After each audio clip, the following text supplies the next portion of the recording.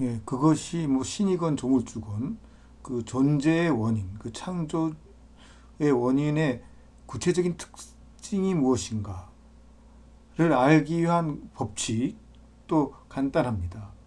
즉 결과는 원인의 부분 집합이라는 법칙이죠. 누구에게 뭐 10만 원을 주려면 자기가 그 이상이 있어야 되죠. 없는 것을 누구에게인가 줄 수는 없죠.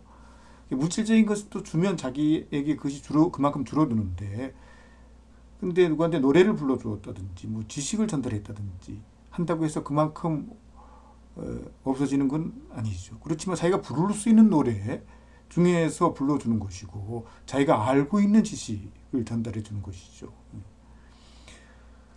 그래서 B가 A에서 나왔다면 반드시 A에 원래 그 이상이 있었다는 것이 원인은 부분에, 결과는 참 원인의 부분 집합이라는 것입니다.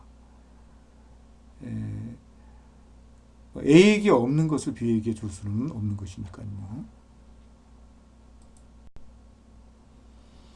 결과는 원인의 부분 집합이다. 역시 극명하게 좀 더 그 의문의 여지 없이 확립된 법칙이라고 할 수 있습니다. 이 법칙을 적용한다면 존재의 근원, 그것이 뭐 창조주일 수도 있고 뭐 조물주일 수도 있지만 그것에 대한 구체적인 특성들을 알 수가 있게 되는 것입니다. 어떤 그 발명품이나 그 예술 작품이 그 발명가나 예술가에 대해서 구체적인 점들을 말해주는 것과 마찬가지죠.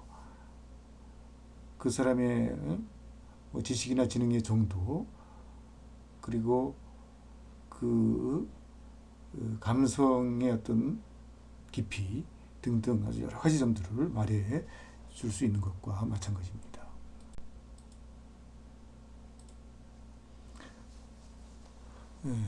존재의 근원, 즉 창조의 근원이 인격체라는 것도 그 결과인 인간이 인격체라는 점을 통해 간단히 추리할 수가 있습니다. 그것뿐만 아니라 어떻게 보면 거의 무한한 구체적인 점들을 알 수가 있는 것이죠. 이 우주 만물에 존재하는 모든 것들이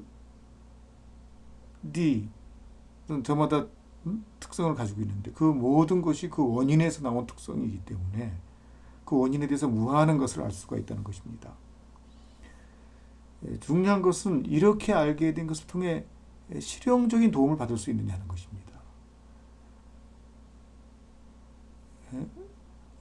우리의 모든 면, 우리의 삶의 모든 면에 어떤 구체적인 도움을 얻을 수 있느냐 하는 것이죠. 그리고 궁극적으로는 영속적인 행복을 누리게 될 수 있느냐 하는 것입니다.